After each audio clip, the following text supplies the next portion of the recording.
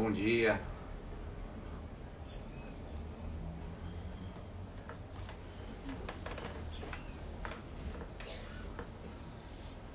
Cadê o povo? Davi.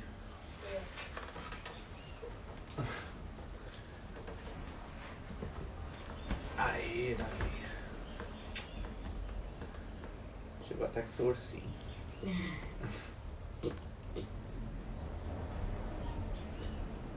Mames. A Valen tá no casulo, né, Davi? Não virou a borboletinha. Hoje. Fazendo tarefa até 11 horas da noite.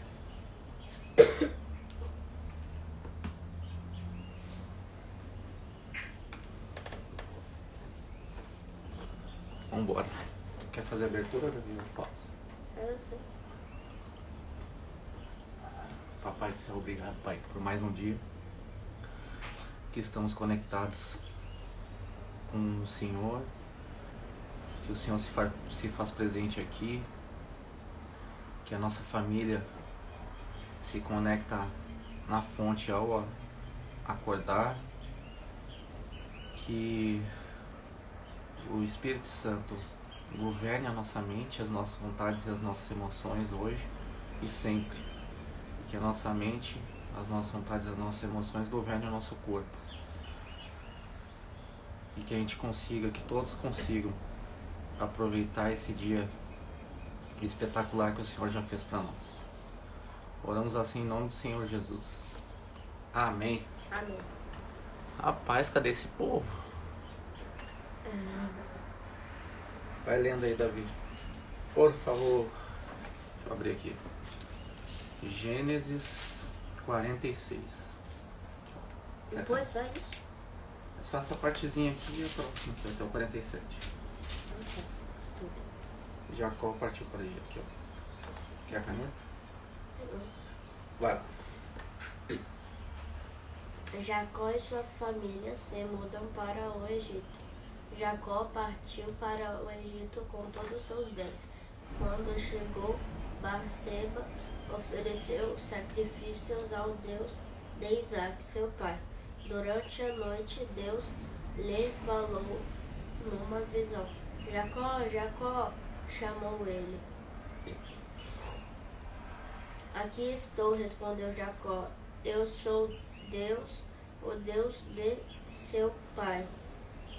Disse a voz, não tenha medo de descer ao Egito, pois lá farei de sua família uma grande nação. Nascerei com você ao Egito e certamente o trarei de volta, e José estará ao seu lado quando ele morrer. Quando você morrer.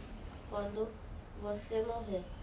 Então Jacó saiu de Barseba e seus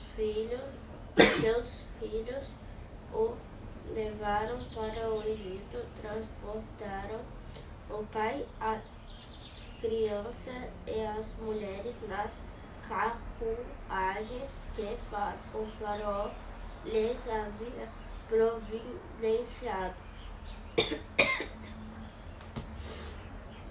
Também levaram todos os seus rebanhos e os bens que haviam adquirido na terra de Canaã.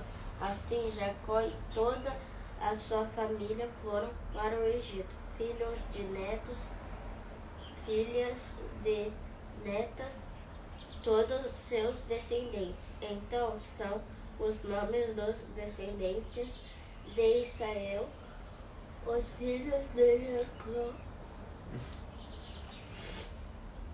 que foram ao Egito. Rubem foi ao filho mais velho de Jacó. Os filhos de Rubem. Filhos de Rubem foram. Não, os filhos de De Rubem. Foram Enoque, Palu, Enzirnon e Carmi. Os filhos de Simeão foram Jemuel, Jamim, Oad, Jaquim, Zoar e Saul. A mãe de Saul era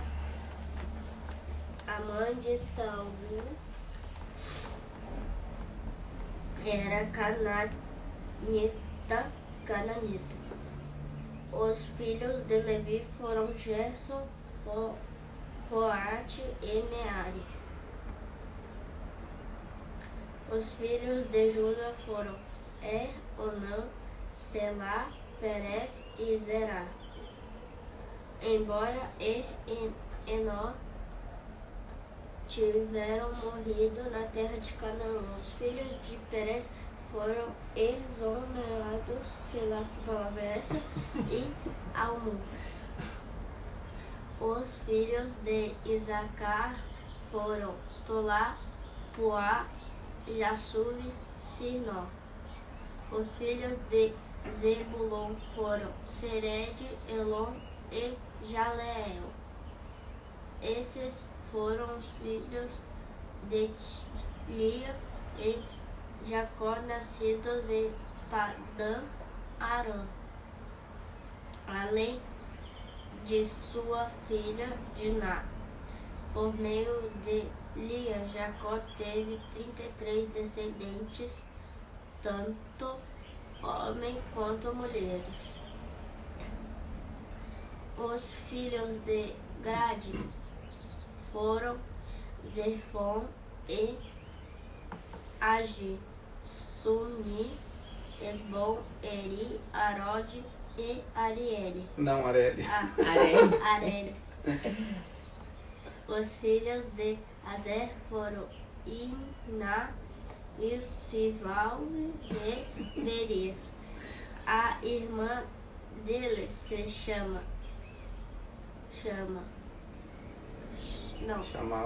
Será.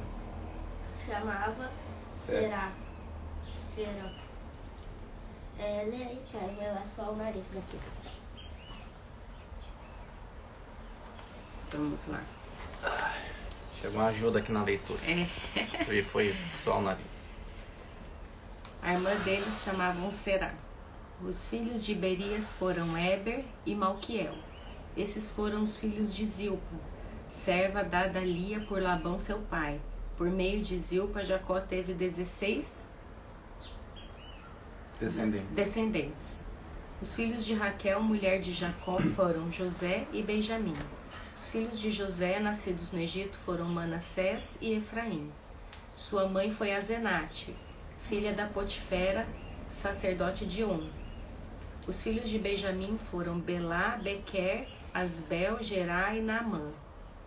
Ei, Ros, Mupim, Upim e Arde. Esses foram os filhos de Raquel e Jacó por meio de Raquel. Jacó teve 14 descendentes. O filho de Dan foi o Russim. Os filhos de Naftali foram Jazel, Guni, Jezer e Silém.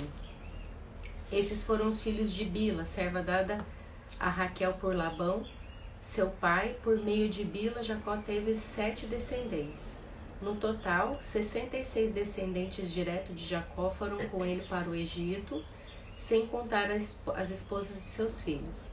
Além deles, José teve 2 filhos que nasceram no Egito, totalizando 70 membros da família de Jacó no Egito. A família de Jacó chega a Gósen. Quando estavam quase chegando, Jacó enviou Judá adiante para encontrar-se com José e pedir-lhe informações sobre o caminho de Gósen. José mandou preparar sua carruagem e partiu para Gósen, a fim de encontrar com seu pai Jacó. Quando José chegou, abraçou fortemente seu pai e sem soltá-lo, chorou por longo tempo. Por fim, Jacó disse a José: agora estou pronto para morrer, pois vi seu rosto novamente e sei que você está vivo. José disse a seus irmãos e a toda a família de seu pai: irei ao faraó e lhe direi: Meus irmãos e toda a família do meu pai chegaram na terra de Canaã. Eles são pastores e criadores de gado. Trouxeram consigo rebanhos, seus gados e todos os seus bens. Disse também, quando o faraó mandar chamá-los e perguntar-lhe em que vocês trabalham, digam o seguinte: durante toda a vida, nós, seus servos, criamos rebanhos e gados como sempre fizeram nossos antepassados. Quando lhes disserem isso, ele permitirá que vivam aqui na região de Gósen, pois os egípcios desprezam os pastores. Bom dia, Dona Mara, Lu e Carla. Hoje a nossa convidada não conseguiu comparecer, mandou mensagem às 5 horas da madruga. Teve uma viagem às pressas e não pôde fazer conosco. Então, boa viagem. Vamos fazendo algumas coisas diferentes, né? Eu vou falando e vocês vão complementando e vocês vão escrevendo. E a gente vai interagindo. Hoje todo mundo vai participar da live. Pode.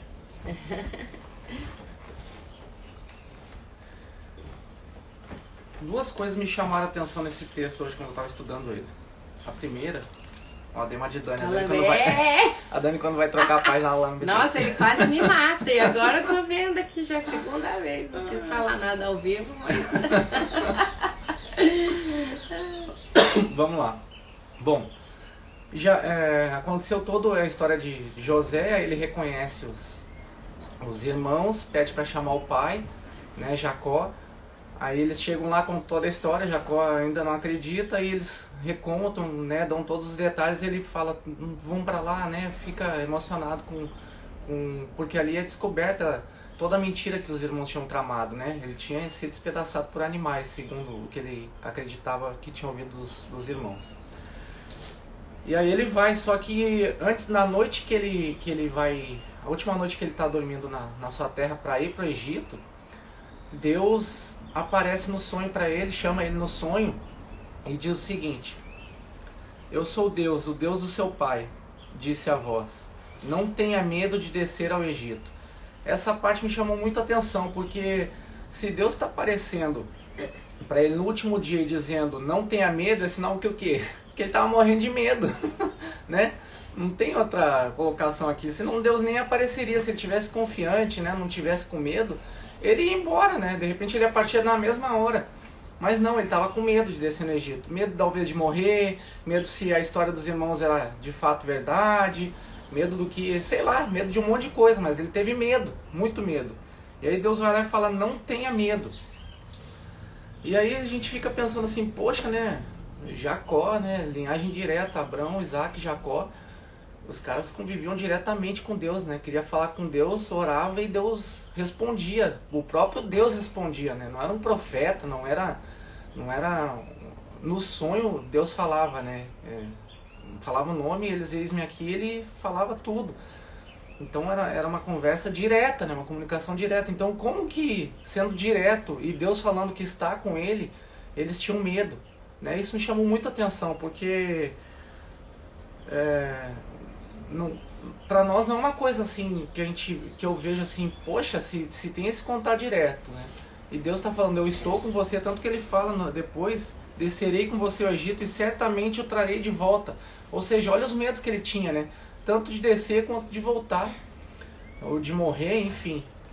E aí eu dei mais uma pesquisada, e aí lá em Tiago 5,17 diz o seguinte: Elias era humano como nós, orou fervorosamente, pedindo para que não chovesse, e por 3 anos e meio não choveu na terra. Olha que loucura, né? Enquanto um aqui parece com medo, Elias, né, o profeta Elias, diz, olha o que diz a palavra, Elias era humano como nós, humano como eu, como a Dani, como a Mara, como a Carla, como o Lu, humano como nós. A única coisa que eu achei de diferente nessa oração, que eu pensei assim, bom, ele tinha tanta certeza no que ele estava orando, que aconteceu, né? Ele tinha, ao contrário era o contrário do medo aqui. Só que o que chama atenção nessa parte é, orou fervorosamente.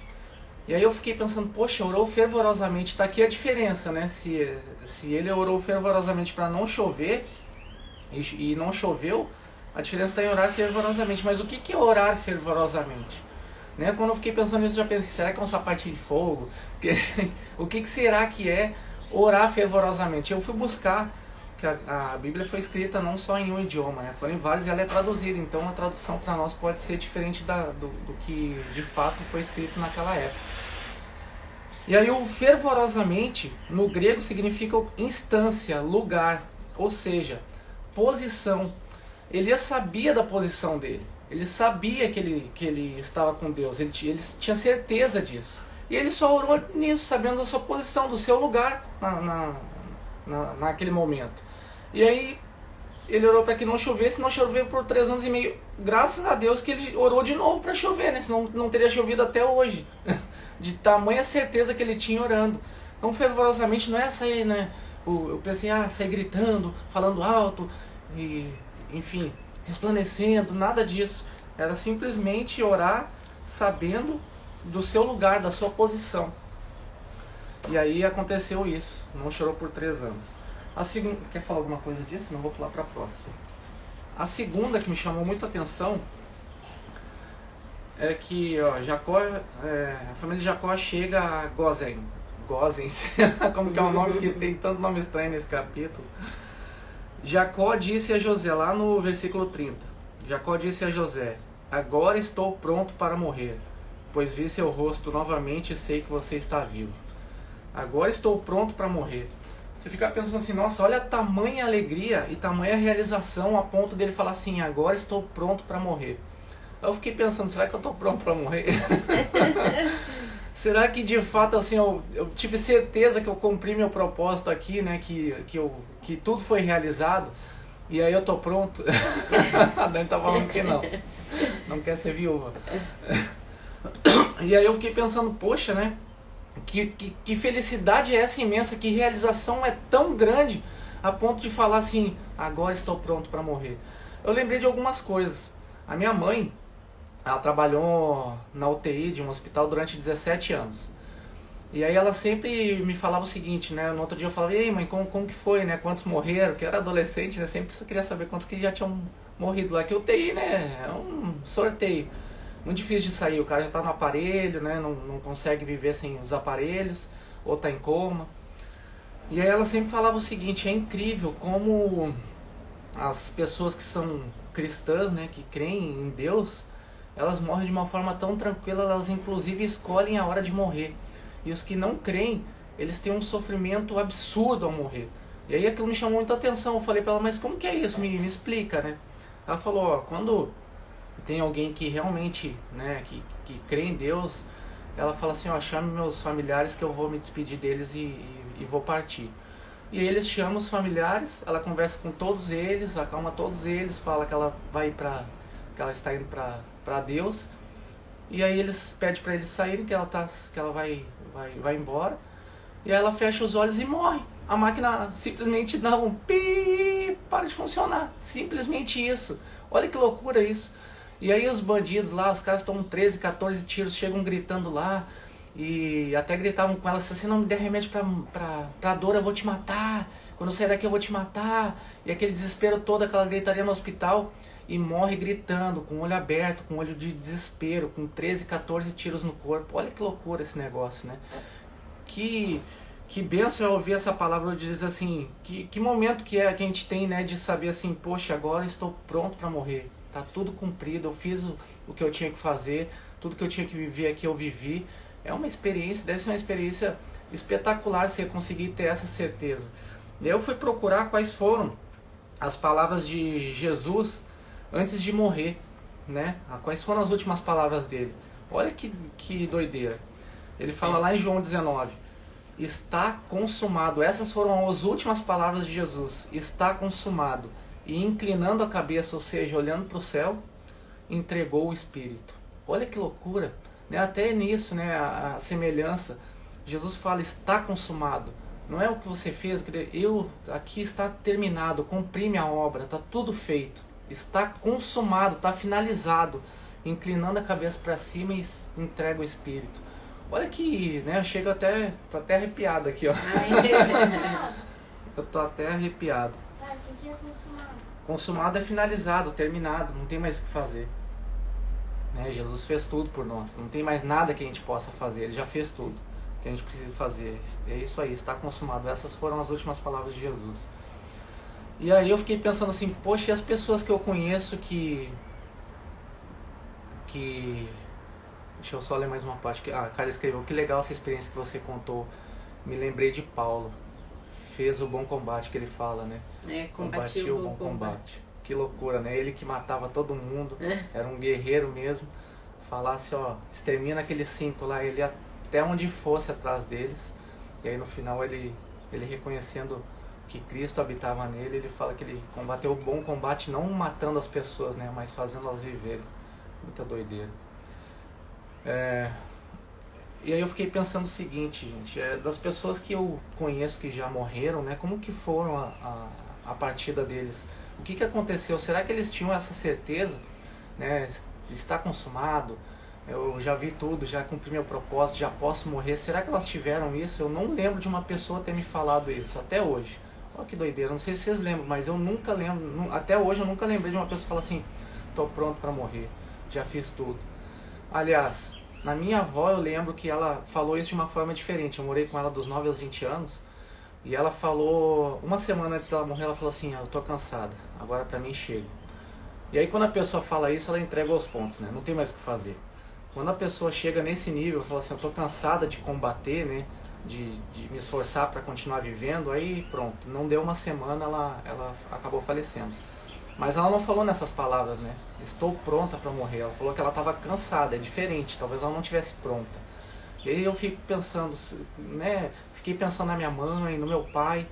E talvez a lição de hoje, desse estudo, seja o seguinte. A gente tem que tomar cuidado porque a gente morre conforme a gente vive.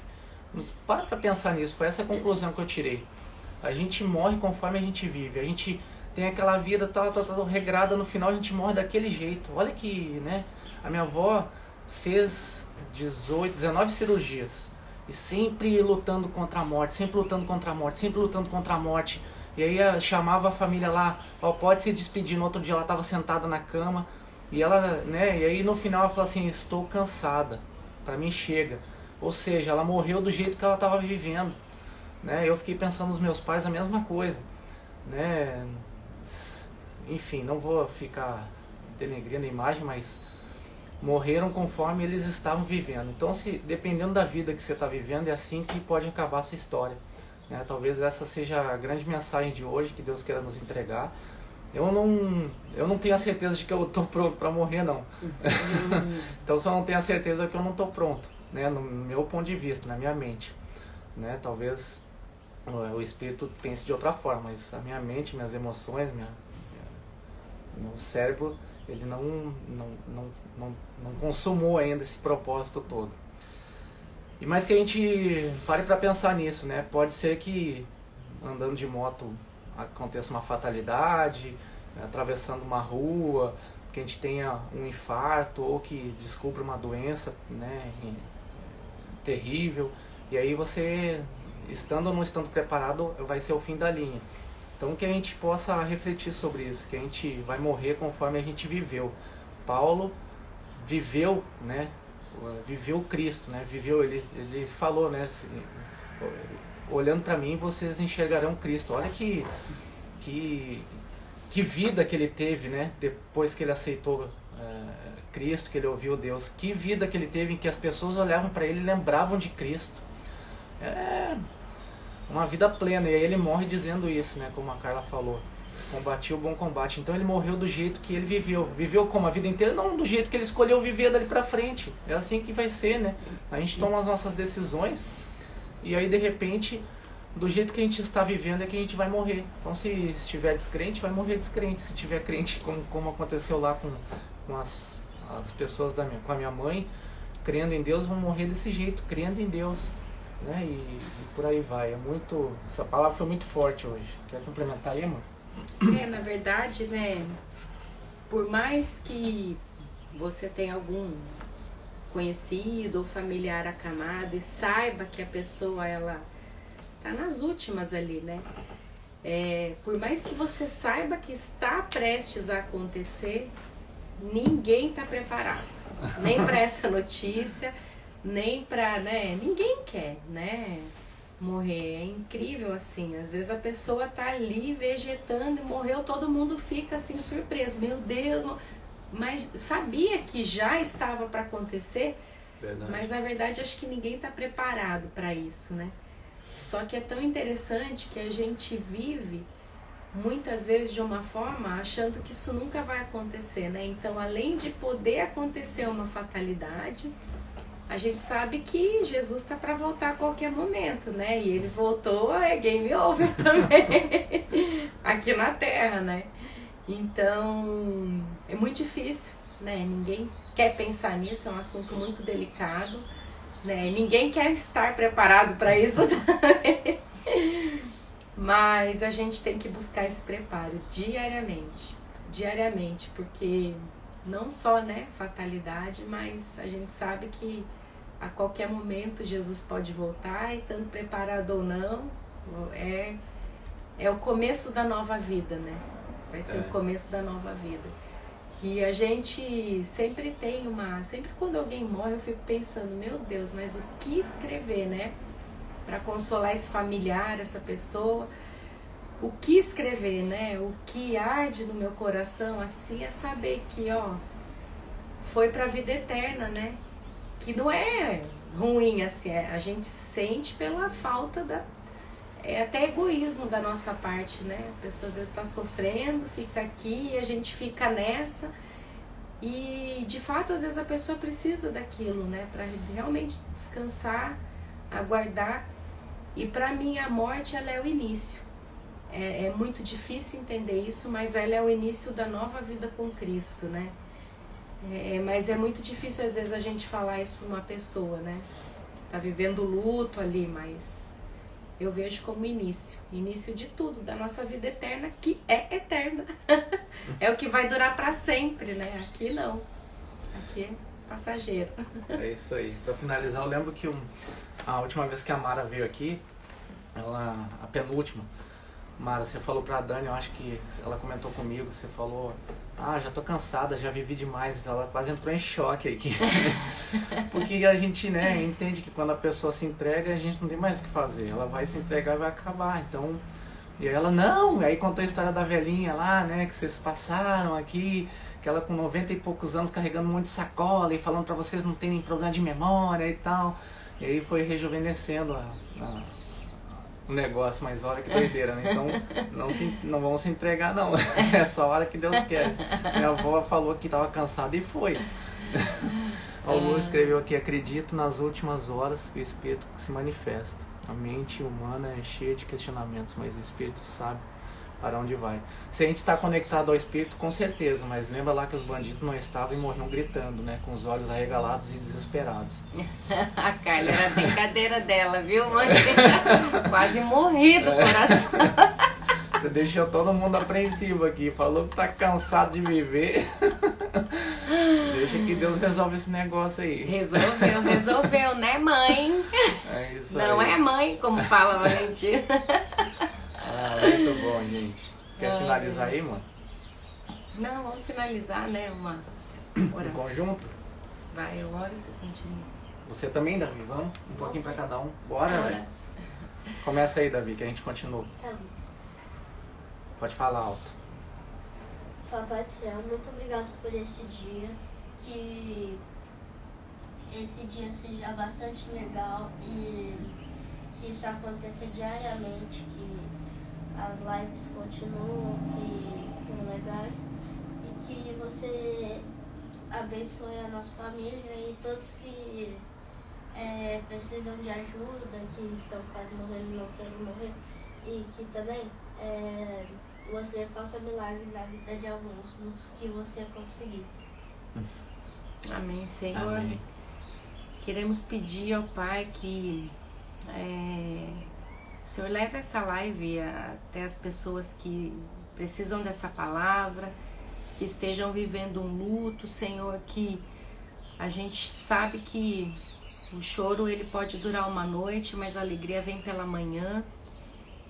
que o Senhor traga consolo para essas pessoas e que traga esse entendimento, Senhor, que esse não é o fim, e sim o começo de uma vida contigo, o começo onde tudo é perfeito, Senhor. Aqui nós somos falhos, muitas vezes vivemos por angústia, agonia, ansiedade por algo, Senhor, e a gente sabe que contigo nada disso a gente vai passar.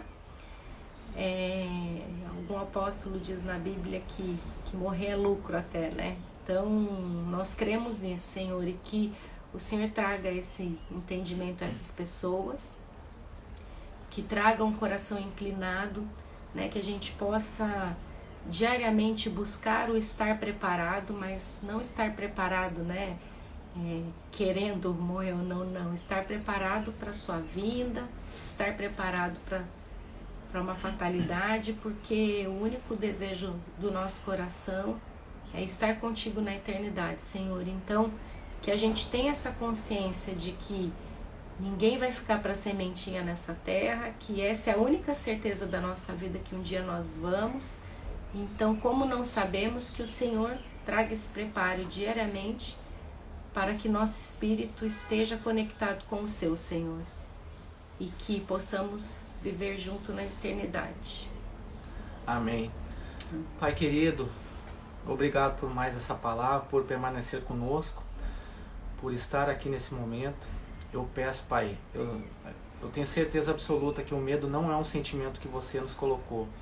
E que assim como Jacó teve medo, que as pessoas que estão com medo de alguma coisa, não só da morte, de medo de qualquer situação, Pai, que o Senhor mostre que esse não é o caminho, que o Senhor fale, assim como falou para Jacó, que você está com essa pessoa, né? E que a gente não tenha essas dúvidas e esses medos. Esses não são sentimentos seus, você não plantou isso na gente. Isso é a alma dando poder em nosso corpo. Não vem de você, não vem do seu espírito. O que vem do seu espírito é o que o profeta Elias fez. Orou fervorosamente, sabia da sua posição, do seu lugar, orou para que não chovesse, e só choveu quando ele orou novamente para que chovesse. 3 anos e meio sem chuva nessa terra, por uma oração fervorosa de uma pessoa que acreditava na sua palavra e não tinha medo. Então aqueles que estão com medo de qualquer coisa hoje, que eles tenham a certeza absoluta que o Senhor está falando com eles, e que eles não têm que ter esse medo, porque o Senhor está com eles. Assim como teve com Jacó subindo e descendo do Egito, que o Senhor fale com eles, que você está com eles, eles tenham a certeza do profeta Elias, que em oração, o que eles pedirem, seja uma certeza absoluta, que você está conosco, Pai. Oramos assim em nome do Senhor Jesus. Amém. Amém. Palavra abençoada, hein? Tchau. Eita! Valeu, gente. Beijão. Bora viver!